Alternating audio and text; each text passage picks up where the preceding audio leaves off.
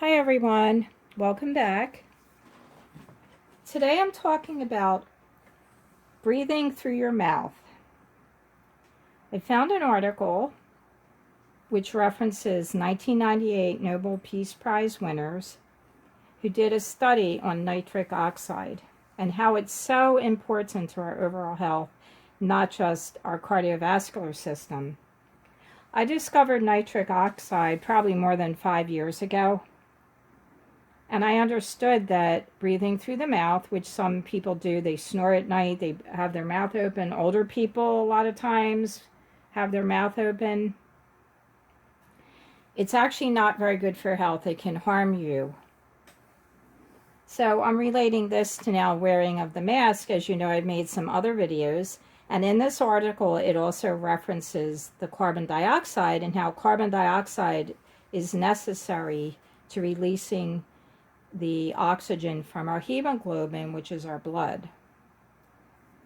And when I said in my caption that I wanted you to nominate me for a Nobel Prize, I'm half joking about that, but I'm saying that anybody can nominate themselves, or another person can nominate you for a Nobel Prize. And being a journalist, and my intention is to bring to you very important information. I'm saying that this video I'm filming right now is my most important video on my entire channel, now and in the future. We need a breath first before we even need food or water. We can live without food for 60 days, approximately, as my naturopathic doctor said. And some people can live a little more than 2 weeks without water, give or take a few days. But the first thing we need is our oxygen. This article, and I will link it in the description, is titled Nitric Oxide and Mouth Breathing, Physiology You Want to Understand. It's by Dickerson. In 1998, the Nobel Peace Prize was awarded jointly to Robert F. Furchtgott, Louis J. Ignarro, and Farid Murad. The title of the Nobel Prize was Nitric Oxide as a Unique Signaling Molecule in the Cardiovascular System. Today, it is recognized that NO, nitric oxide, is a widespread signaling molecule in all organs of the body, not only the cardiovascular system. Their contributions to the understanding of this gas and its effects on the human body are of major importance in our understanding of the regulation of our bodily systems and of ultimate health. Enzymes have been found in the nose and in the paranasal sinuses that produce nitric oxide. Nitric oxide levels in the sinuses are even much higher than what is produced in the nose. These findings show that the main site for nitric oxide production is in the paranasal sinuses, and it gives a reference to an article.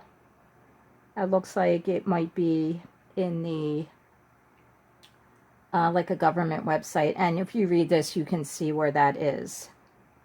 There is a link between nitric oxide, and I'm just going to say NO now from now on. There's a link between low NO levels and many diseases. Here are a few of the diseases associated with nitric oxide. Low nitric oxide: high blood pressure, heart disease, heart attack, stroke, digestive tract issues such as irritable bowel syndrome, Alzheimer's disease, dementia, erectile dysfunction, and bladder issues.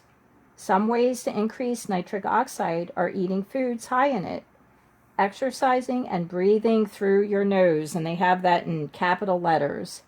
If you ask most people if they are a nose or mouth breather, the majority will answer that they breathe through their nose. However, this is not true. Observe those around you. A large percentage of the population are mouth breathers.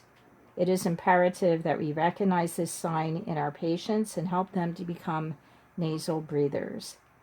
Of course, this is a doctor, I believe, writing the article, so when she said patients, she's kind of referencing the medical community.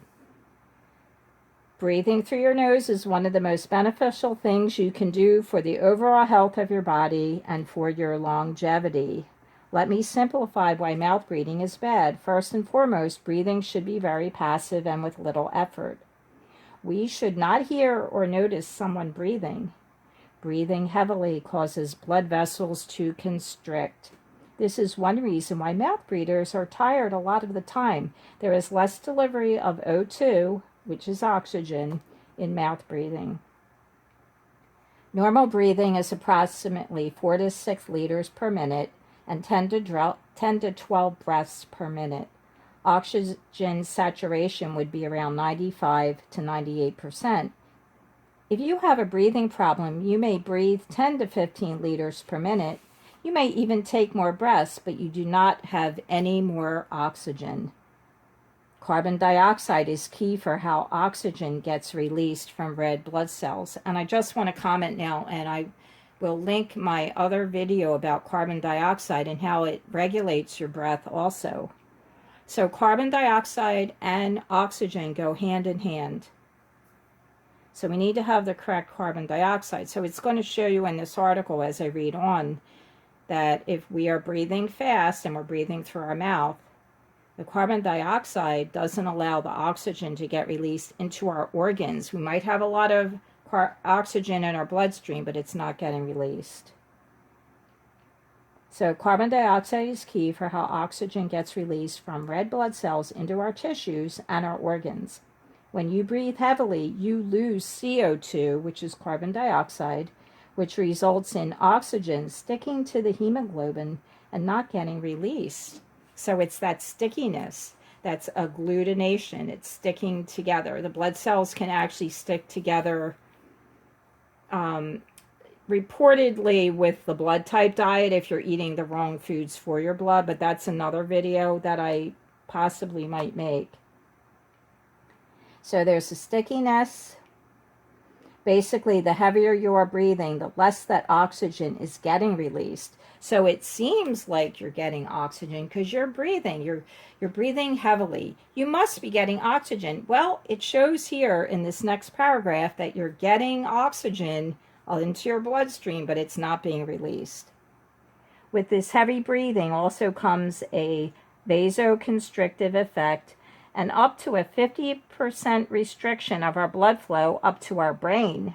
You can see that chronic hyperventilation is not a healthy situation to be in. Each hemoglobin molecule carries 4 oxygen molecules. And since we know that oxygen is released by the presence of carbon dioxide, you can understand that the harder you breathe, the less carbon dioxide there is, so less oxygen is released. You may have blood that has a high oxygen level, but the oxygen to the organs would be less because it's not being released by the hemoglobin. This is the problem with most mouth breathers. I'll try to say it properly. When we breathe through our nose, nasal resistance increases by approximately 200% and helps in the release of oxygen. Mouth breathing does not let our bodies take advantage of the sinuses' production of nitric oxide. Close to 80% of the population breathes wrong. They may breathe through their mouths or have shallow breathing. They may not breathe with their diaphragm. And they might breathe heavy, and you will notice them breathing or hear them. The only organ that helps us get ready to breathe correctly is our nose. When we breathe through our mouths, it can lead to chronic hyperventilation, reduced blood circulation, lowering of carbon dioxide levels, and vasoconstriction of our airways. The continued mouth breathing will have detrimental effects on our overall health, such as sleep apnea, high blood pressure, heart disease, asthma, allergies, and more. In fact, I remember a doctor a long time ago when someone said my son had asthma, but she said no. A lot of times kids, they say they can't breathe, but their nose is stuffed up, and it's not asthma. She goes, I don't think your son has asthma. Who wants to be diagnosed with that? So it's more the stuffiness. And I'll tell you that I don't really eat dairy anymore. I used to get a lot of sinus infections, and my nose was stopped. So I do eat some dairy, I sometimes use goat milk powder if I make pancakes, but I don't drink milk. I don't eat ice cream. Once in a while, I mean, you do crave things like that, so once in a while, but I cannot eat dairy every day. It does affect my sinuses. So is that an allergy? I don't know. But I'm saying we are so heavily involved with milk. I mean, cows and everything is dairy, all the advertisements, drink your milk. Well, some people say milk is for baby cows. So you might want to look into that and try actually goat milk or just no dairy for a while. But that, I'm not giving you medical advice. I'm saying for you to research it yourself. And I'm saying what happened to me when I eliminated most dairy. My sinus problems went away virtually. Our bodies need supreme oxygenation. This is not happening for our brain, heart, and organs when we are mouth breathers. If you can keep in mind the function of each of our organs, then it becomes quite simple. We use our mouth to eat and talk, and we can use our nose to smell and breathe. A primary focus we should have for the well-being of all our patients is to help them become nasal breathers through life. And that's another thing. When you're wearing a mask, you can't smell things. You can't smell, maybe even if there's a fire. You're wearing a mask. It does cut down on your nose's ability to function. I know that I have a very high sense of smell. I can smell perfume. If someone drives by in a car, I can smell cigarettes. I've smelled gas leaks in my neighborhood and other neighborhoods I lived in. I've called them in, and I've actually saved people from reporting the gas leaks. So our nose is very, very important, and our breathing is important, and wearing a mask to me disrupts my breathing. Here's a fact about nose. The nose is made up of 5 muscles: dilator naris anterior, dilator naris posterior, depressor septi, nasalis, and procerus. So we can eat and talk with our mouth, and we need to breathe with our nose. And another thing, if we're upset and have anxiety and we're talking fast, and usually when you're upset you want to talk to other people about the problem, we're now mouth breathing. Usually when you're talking, you're just breathing through your mouth because your mouth is open. And I've seen this on masks. The mask is being sucked in, and even if people aren't talking, I still see the mask being sucked into the mouth of some people, and they're not talking, so that means they're a mouth breather. So passing this on makes you guys eligible to be nominated for a Nobel Peace Prize, because you're passing on the most important information about your health. Look what they're saying here. Breathing through your mouth can cause heart disease, asthma, allergies, more, because your nose can't produce the nitric oxide, which is given to us by God. Think about that. We're affecting our health. I hope this video is helping you. I hope you'll pass it on and share it. It's very, very important, and it's not difficult to understand. The way this article is written is for anyone. Even a child could understand this. So let's make a good decision about wearing a mask and whether we really need that, because we have an immune system that can fight off germs and bacteria and viruses.